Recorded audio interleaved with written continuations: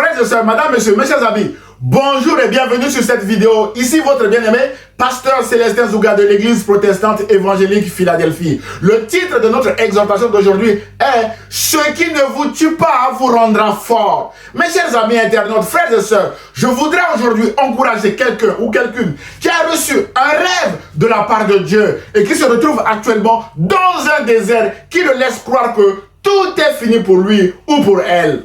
Mon frère, ma soeur, peut-être que vous vous êtes retrouvé dans ce désert à cause de vos propres erreurs.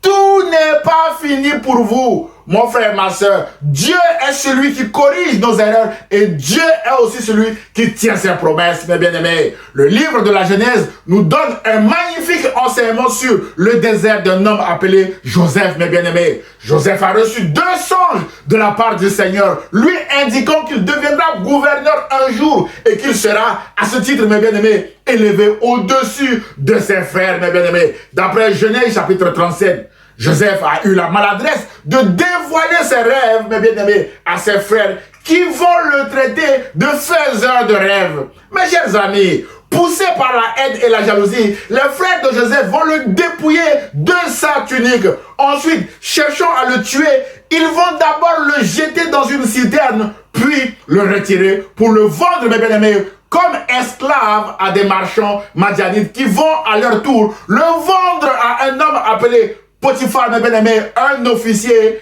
chef des gardes de Pharaon, mes bien-aimés. Chez Potiphar, Joseph sera encore accusé injustement par la femme de Potiphar, mes bien-aimés dans le Seigneur, et jeté en prison. Mes chers amis internautes, frères et sœurs, à ce stade intermédiaire, avec tout ce que Joseph a vécu, la question est, Dieu a-t-il réellement parlé en songe à Joseph? Mes chers amis, frères et sœurs, notre question ici ressemble à la célèbre question rusée du diable au jardin d'Éden où il a demandé à Ève, Dieu a-t-il réellement dit, vous ne mangerez pas de tous les arbres?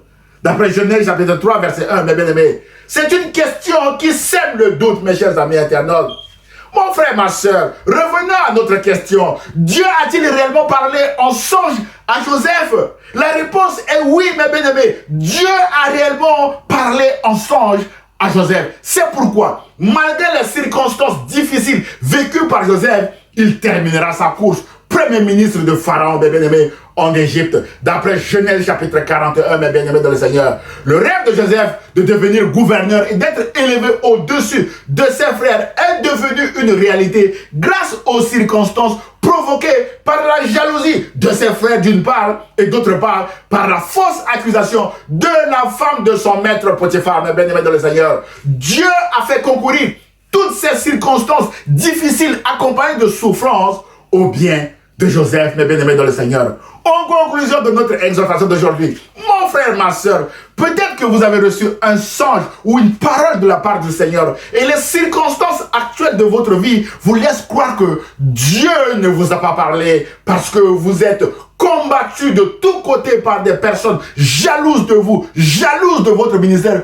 bien aimé dans le Seigneur. Et vous vous trouvez actuellement dans un désert sans précédent. Mon frère, ma soeur, mes chers amis internautes, ce message vise à vous encourager à tenir bon dans ce désert. Et surtout, n'écoutez pas les mensonges du diable et persévérez. N'abandonnez jamais de poursuivre votre rêve. Mes chers amis internautes, Dieu fera concourir toutes les circonstances provoquées, mes bien-aimés dans le Seigneur, par vos ennemis à votre bien. Que la parole de Dieu reste votre bouclier face aux mensonges du diable. Enfin, mes bien-aimés, rappelez-vous de cette déclaration de Joseph en tant que premier ministre d'Égypte à ses frères en Genèse chapitre 50, verset 20. Mes bien-aimés dans le Seigneur, notre verset du jour, Joseph dit ceci. Vous aviez médité de me faire du mal, Dieu l'a changé en bien pour accomplir ce qui arrive aujourd'hui. Ce qui arrive aujourd'hui, Joseph est premier ministre pour sauver la vie à un peuple nombreux.